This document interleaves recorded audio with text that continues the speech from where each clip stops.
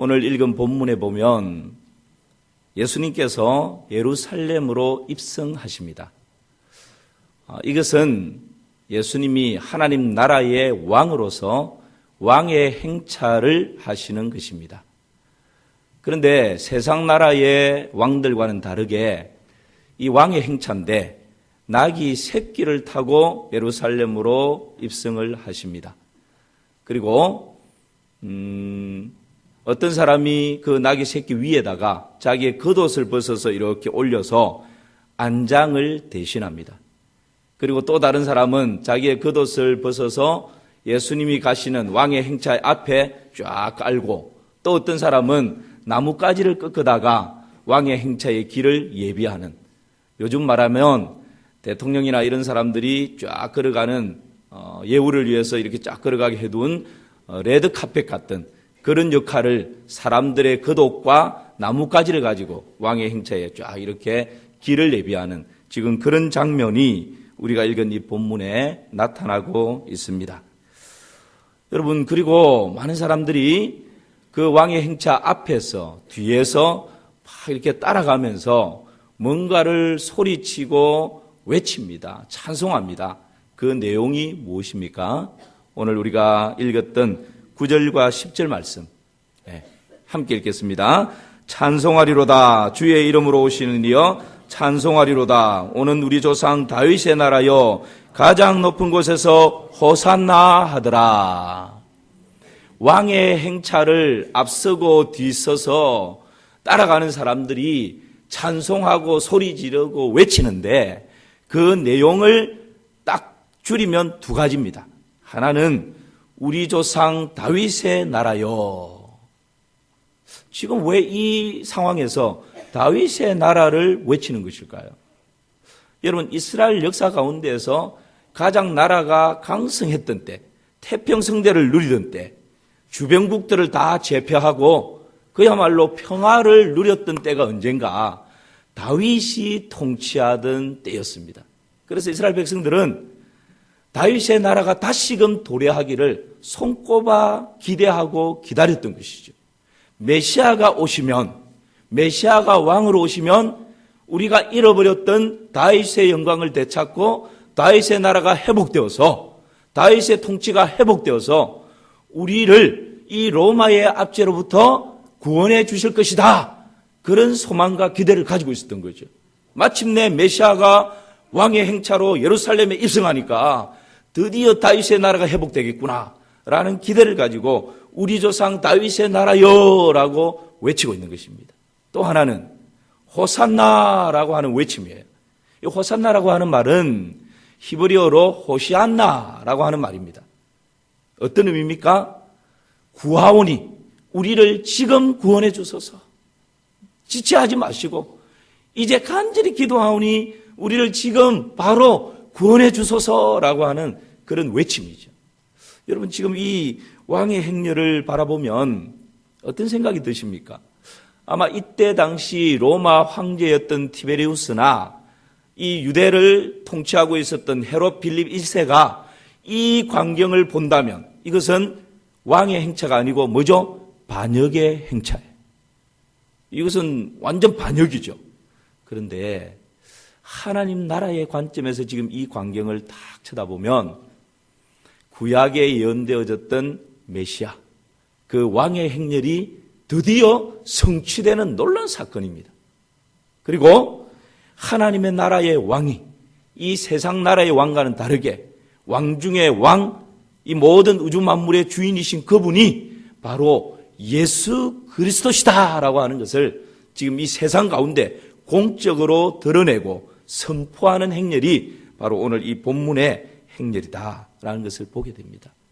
자, 그렇다면 오늘 함께 좀 생각하려고 하는 것은 이 왕의 행차에서 가장 행복해하는 존재가 있는데 그 존재가 누굴까요? 찬양대.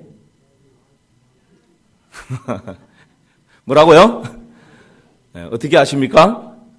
설교 제목 보니까 나귀 하면 아니에요. 나귀, 그렇죠. 여기서 누가 대답했습니다. 나귀 새끼예요. 낙이 새끼가 아마 가장 행복했을 것 같아요. 왜 그럴까요? 오늘 이것을 세 가지로 같이 생각하면서 우리의 삶에 좀 적용하는 그런 시간을 가지면 좋겠습니다. 낙이 새끼가 가장 행복한 시간이었을 것 같은데, 왜냐하면 예수님께 선택받았기 때문입니다. 여러분 2절 말씀 같이 보실까요? 2절입니다.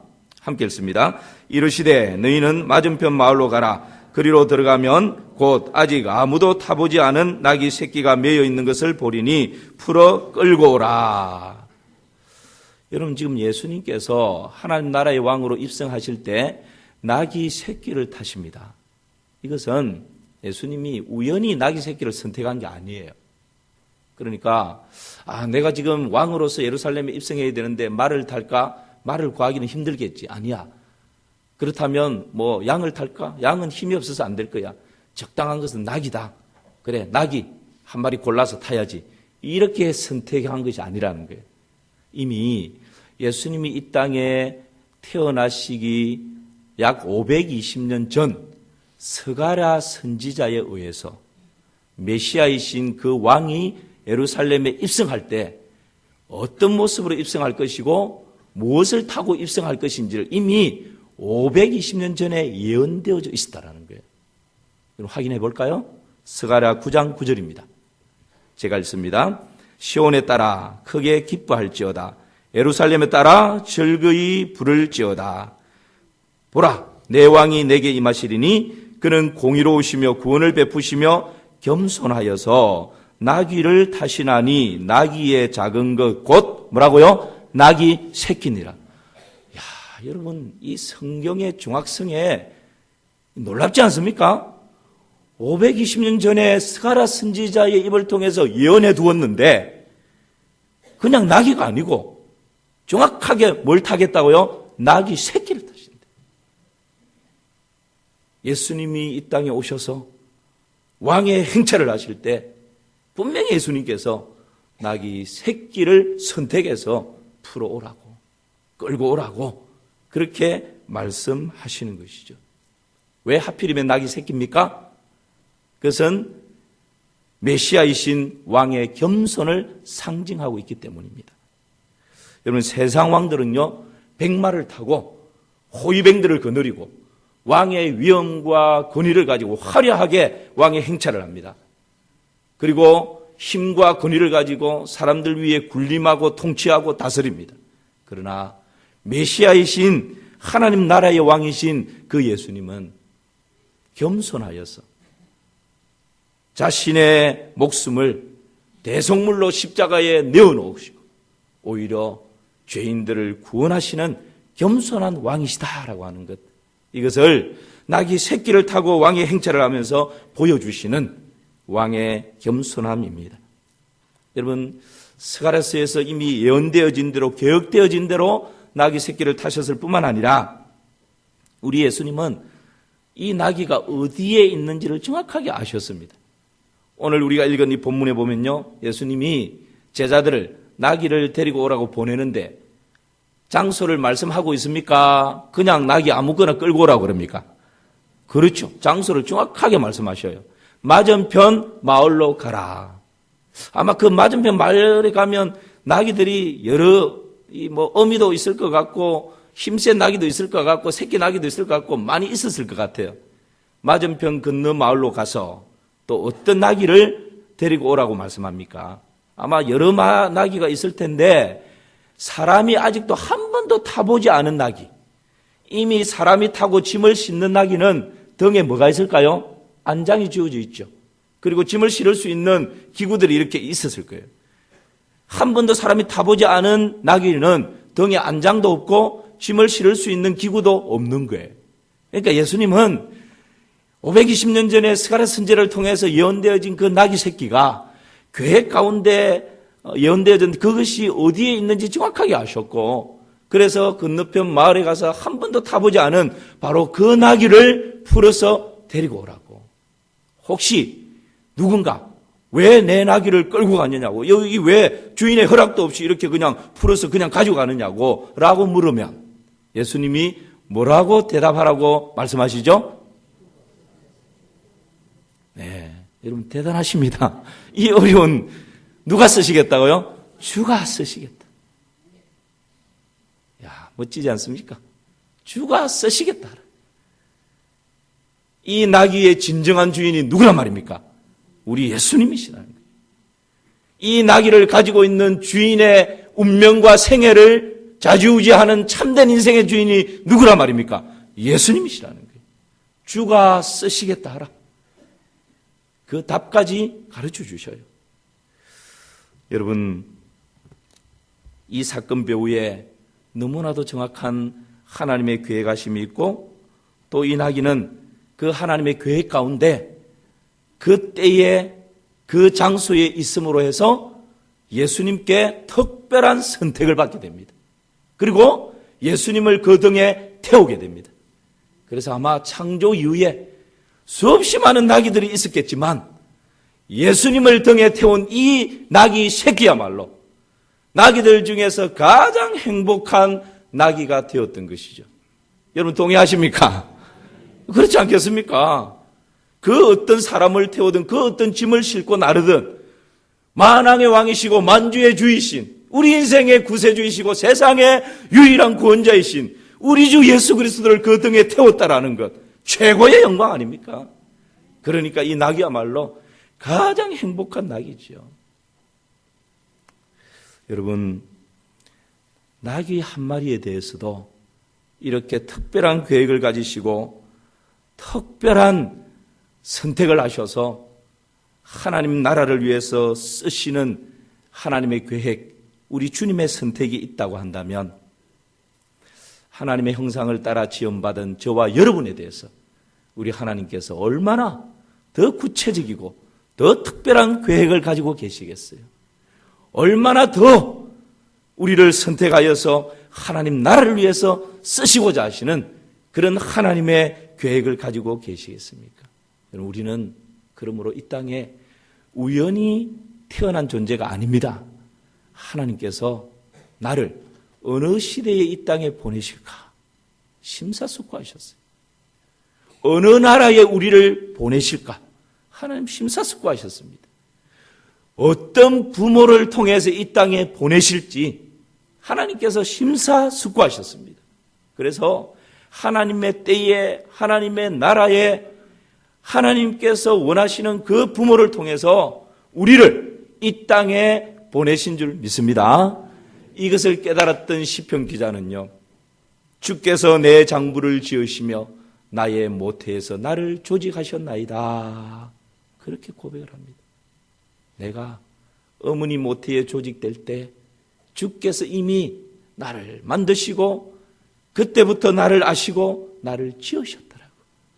특별한 존재로 나를 지으셨고 나를 선택하셨고 때가 되매 이 땅 가운데 보내셨다라고 하는 이 사실을 여러분 시편 기자는 그렇게 고백을 하는 것이죠.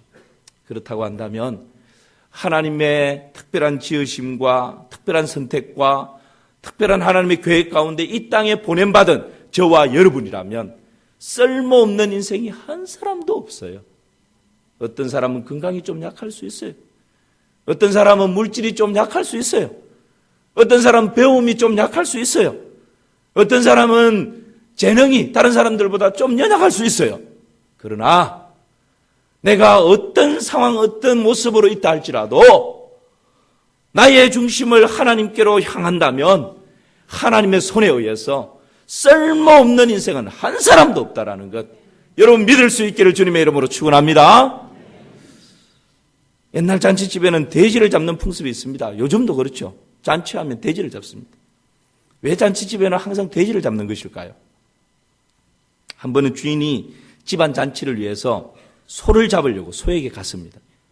그랬더니 소가 눈이 뻐끔뻐끔 하면서 주인을 보고는 주인님, 제가 죽으면 밭일은 누가 하고 논일은 누가 합니까?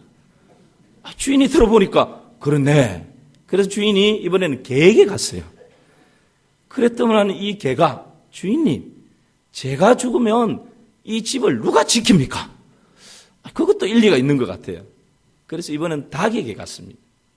닭에게 갔더니 닭이 이 뱃살을 딱 세우고는 주인님, 제가 죽으면 주인님 좋아하는 계란은 누가 낳아주며 새벽이 되면 동트는 시간을 누가 알려줍니까? 그 닭의 말을 들어보니까 그것도 맞는 말이에요. 그래서 이번에는 어디 갔을까요? 여러분 어떻게 아세요? 돼지에게 갔어요. 돼지에게 갔더니만 이 돼지는 아무 말도 하지 않고 꼴꼴꼴꼴 그러면서 먹을 것 내놓으라고. 그래서 돼지를 잡았습니다. 그때부터 잔치집에는 돼지를 잡는 풍습이 생겼다는 전설 따라 삼천리와 같은 얘기가 전해 내려옵니다. 여러분, 돼지라고 왜 할 말이 없었겠어요? 오늘 본문의 나귀처럼 세상에 이런 미물들도 이 세상에 존재하는 자신의 목적을 따라 다 쓰임을 받고 있다면 여러분, 하나님의 특별한 계획과 선택과 보내심을 받은 저와 여러분은 추수하는 날의 얼음냉수처럼 주인의 마음을 시원케 하는 그 일에 충성스럽게 쓰임받는 우리 모두가 되기를 주님의 이름으로 축원합니다. 나귀가 행복했던 두 번째 이유는요, 예수님께서 묶임을 풀어주셨기 때문에 그래요.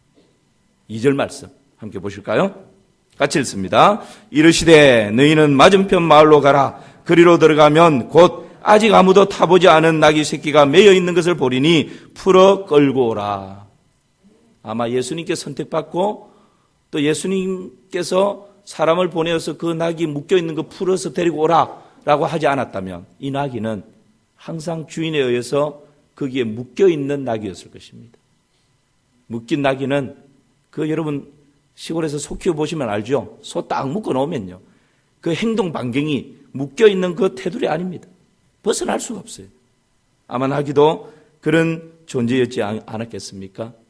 그런데 어느 날 주님께서 쓰시기 위해서 그 나귀에게 사람을 보내어서 묶임을 풀라고 말씀하십니다. 매임을 풀라 말씀하십니다. 결박을 풀어버리라 말씀하십니다. 여러분, 이 말씀은 우리에게 시사하는 바가 큽니다. 우리도 주님께서 쓰고자 하신다면 모든 인생의 결박과 묶임을 풀어버리는 줄을 믿습니다. 그렇게 풀어버릴 때 아무도 그 묶임을 방해할 수 있는 사람이 없습니다. 마가복음 11장 3절 말씀 한번 보실까요? 함께 읽습니다. 만일 누가 너희에게 왜 이렇게 하느냐 묻거든 주가 쓰시겠다 하라. 그리하면 즉시 이리로 보내리라 하시니. 보십시오.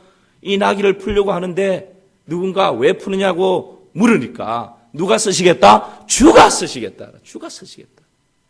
주님이 쓰시고자 하시면 모든 묶임을 풀어버리는데, 결박을 풀어버리는데 아무도 방해할 사람이 없는 거예요. 주인도 방해할 수 없습니다. 가족도 방해할 수 없습니다. 누구도 어떤 세력도 대항할 수도 없고 그것을 거역할 수 없는 거예요. 누가 쓰시기 때문에? 주가 쓰시기 때문에. 사도 바울도 묶인 인생이었습니다. 율법에 묶인 인생이었고, 사도 바울은 전통에 묶인 인생이었고, 학문에 묶여 있었고, 혈통에 묶여 있었고, 명예에 묶여 있었고, 권력에 묶여 있었습니다. 자기 열심과 야망에 묶인 인생이었습니다. 그런데 결박되어진 인생 가운데 사랑하는 주님께서 찾아오셨습니다. 다메섹에서 이 사도 바울을 만나 주십니다. 여러분, 이 다메섹 은혜 이후에 사도 바울은 모든 결박이 풀어지고 자유함을 누리게 됩니다. 그리고 새로운 묶임을 받게 되는데 예수 그리스도께 묶여버립니다. 십자가에 결박되어져 버립니다. 복음에 매여버립니다. 하나님의 영에 붙들린 인생이 되어버렸습니다. 이것이 여러분 묶임이 아니라 참된 자유함이죠. 우리도 주님을 만나기 전에는 악하고 더러운 영들에 묶여있는 인생이었습니다. 세상의 관습과 풍습에 매여있는 그런 인생이었습니다. 죄의 종으로 꽁꽁 결박되어져 있는 인생이었습니다. 세상의 돈, 쾌락, 온갖 더럽고 추한 악한 풍습에 매여있는 그런 인생이었습니다. 그런 결박되어진 인생 가운데 사랑하는 주님께서 어느 날 찾아오셨습니다. 그리고 주가 쓰시겠다 말씀하시며 그 모든 묶임과 매임과 결박을 풀어놓아 자유케 해 주셨습니다. 진리를 알지니 진리가 너희를 자유케 하리라 말씀하십니다. 하나님의 영이 있는 곳에는 자유함이 있다 말씀하십니다.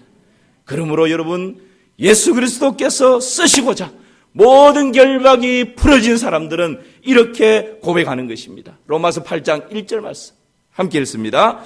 그러므로 이제 그리스도 예수 안에 있는 자에게는 결코 정죄함이 없나니 이는 그리스도 예수 안에 있는 생명의 성령의 법이 죄와 사망의 법에서 너를 해방하였습니다. 할렐루야. 이런 자유함이 여러분 가운데, 심령 가운데 강같이 흘러넘치기를 주님의 이름으로 축원합니다. 예수 결박 푸셨도다. 모든 결박 푸셨도다. 나의 결박 푸셨도다. 나는 자유해.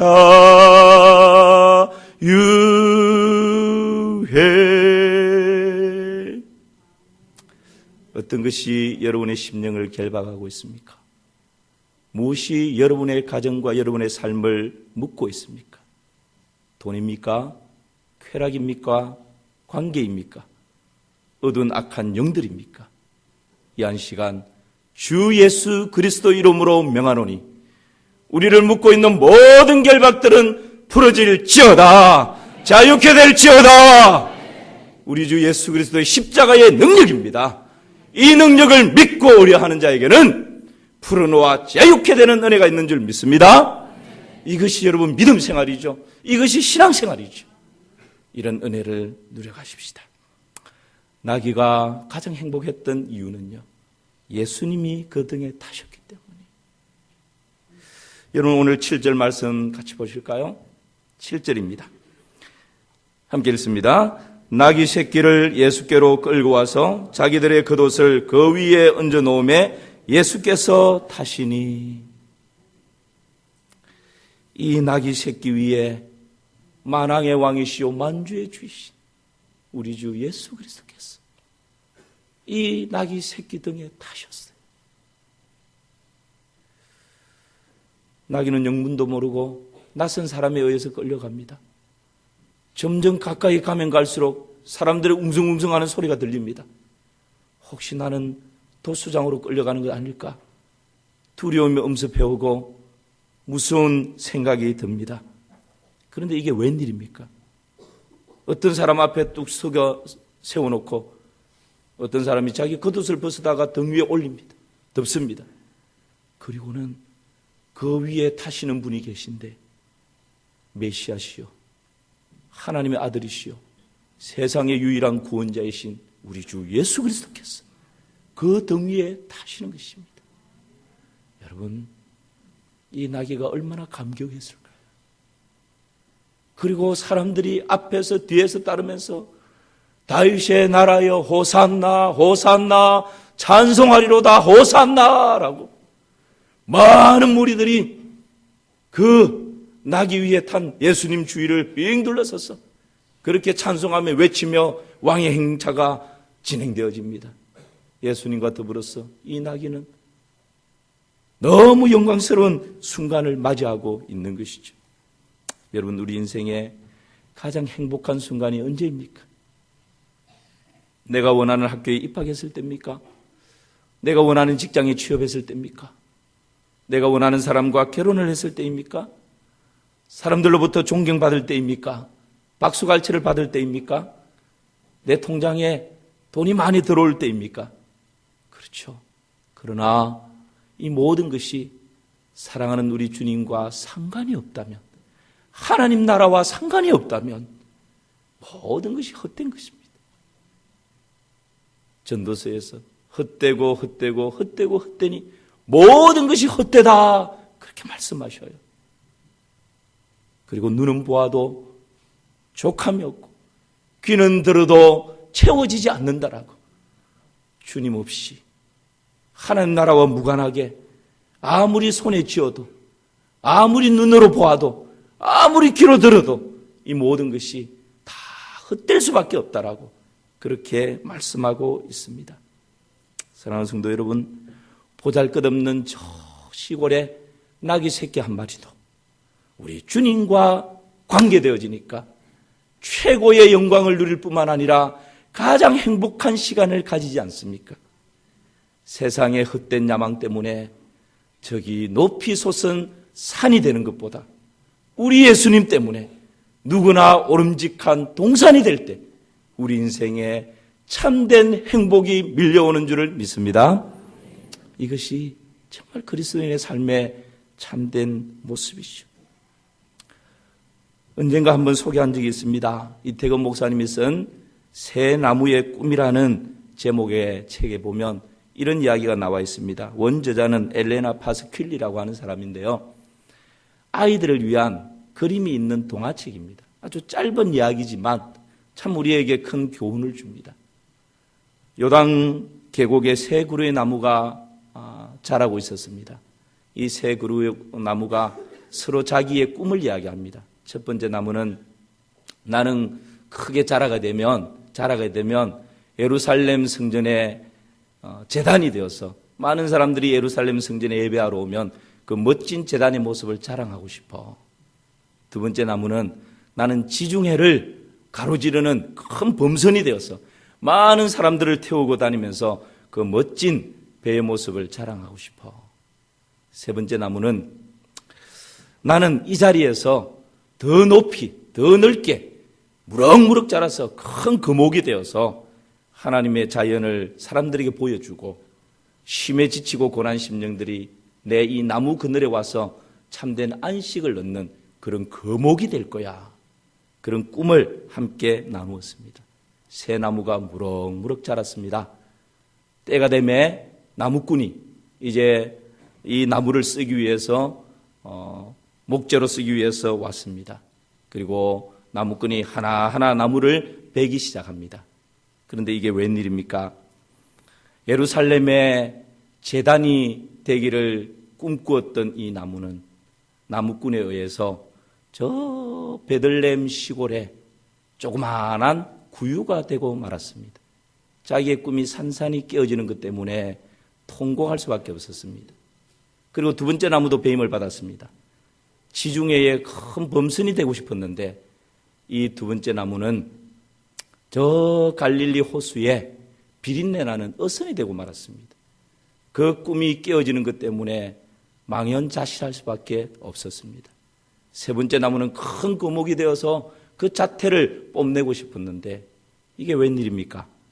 배임을 받게 되고 사형수를 처참하게 처형하는 십자가 형틀이 되고 말았습니다. 그리고 많은 시간이 지납니다. 이 새 나무의 미래가 또 이렇게 펼쳐집니다. 많은 시간이 지난 후 예루살렘 성전의 제단이 되고 싶었지만 베들레헴 시골의 구유가 되어버린 첫 번째 나무 마리아가 독생자 예수 그리스도를 낳아서 그 구유에 누이게 됩니다. 그 어떤 예루살렘 제단보다도 더 영광스러운 제단이 되었던 것이죠.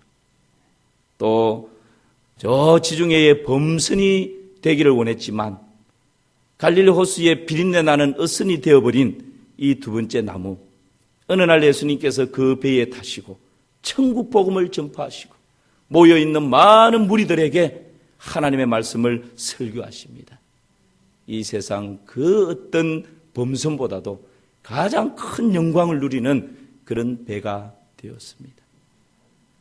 거목이 되기를 원했는데 십자가 형틀이 되어버린 이 세 번째 나무, 어느 날 세상의 구원자이신 우리 주 예수 그리스도께서 그 십자가에서 피를 쏟으시고 살을 찢으시고 죽어주셨습니다.